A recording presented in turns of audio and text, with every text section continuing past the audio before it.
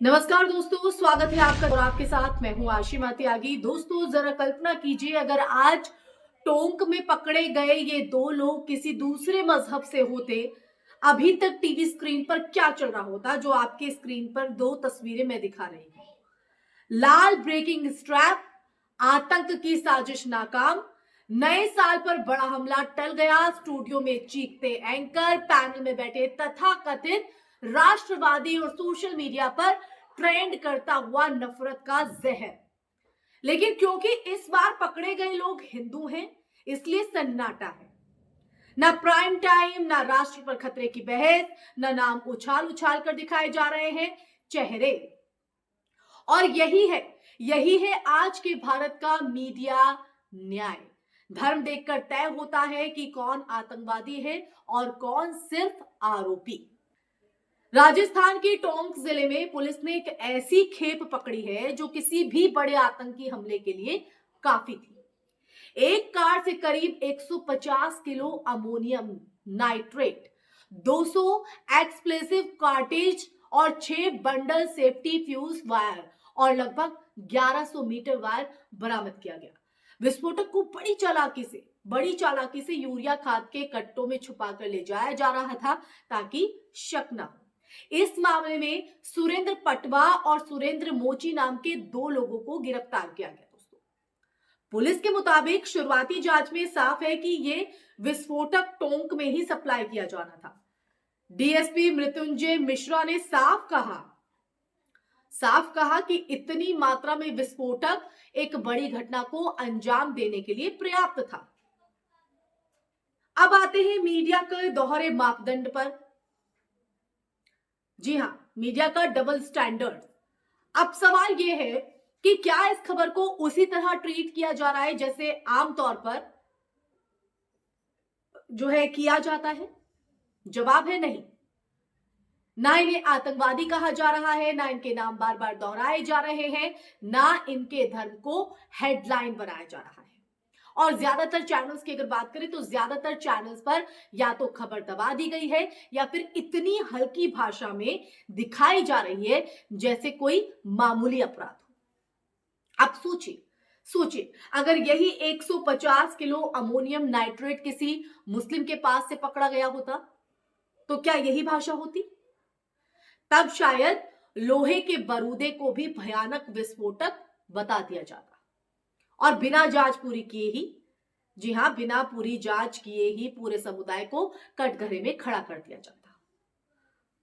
आतंकवाद की परिभाषा पर भी अब सीधे तौर पर सवाल खड़ा होता है दोस्तों। सवाल इसलिए क्योंकि आखिर आतंकवाद की परिभाषा है क्या? क्या वो व्यक्ति आतंकवादी नहीं जिसके पास भारी मात्रा में विस्फोटक हो, डेटोनेटर हो, फ्यूज वायर हो और जिनका इस्तेमाल किसी बड़ी हिंसक घटना में हो सकता है? या फिर आतंकवादी वही होता है जिसका नाम सुनते ही एक खास मजहब याद आ जाए? यह मामला बताता है दोस्तों, दर्शाता है कि भारत में आतंकवाद अब एक आपराधिक श्रेणी नहीं बल्कि एक राजनीतिक और सांप्रदायिक टैग बन चुका है जिसे जरूरत के हिसाब से लगाया या हटाया जाता है। न्याय और सुरक्षा का सवाल, इस पर अब आते हैं। National security versus selective silence. ये सिर्फ मीडिया की, अगर देखा जाए तो सिर्फ मीडिया की एक विफलता नहीं है, एक नैतिक विफलता नहीं है, बल्कि राष्ट्रीय सुरक्षा से जुड़ा गंभीर सवाल भी है। 150 किलो अमोनियम नाइट्रेट कोई खिलौना नहीं होता है दोस्तों। इसे दर्जनों जाने जो है इससे जा सकती हैं, शहर दहल सकता था। लेकिन जब अपराधी सही मजहब के हों तो खतरा भी छोटा दिखने लगता है।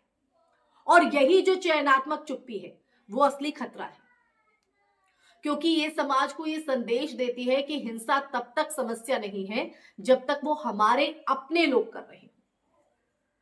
सामाजिक असर और नफरत की राजनीति पर अब आते हैं, यानी इम्पैक्ट ऑन सोसाइटी।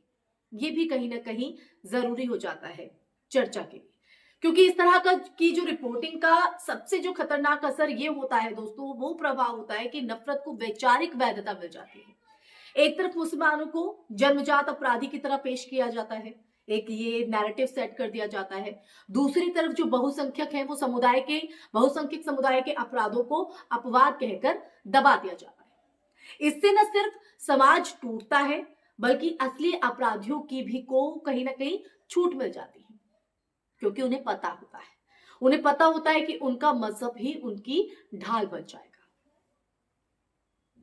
अब आते हैं आज की चर्चा के अंत में। आज टोंक की हमने बात करी। आज टोंक में पकड़ा गया विस्फोटक सिर्फ एक कार से बरामद सामग्री नहीं है, ये उस दोहरे चरित्र का सबूत है जो हमारे मीडिया और राजनीति ने ओढ़ा हुआ है।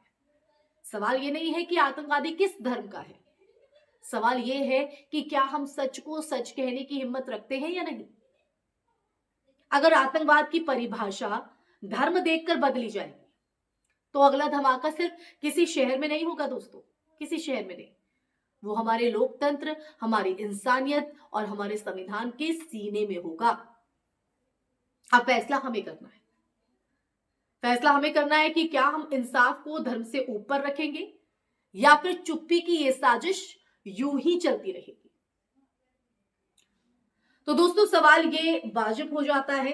अब ये चर्चा के माध्यम से पूरा सच हमने आपके सामने रखा है, और जो चर्चा में शुरुआत में जो सवाल मैंने किया था अब आपको समझ में आ गया हो कि ये सवाल क्यों है।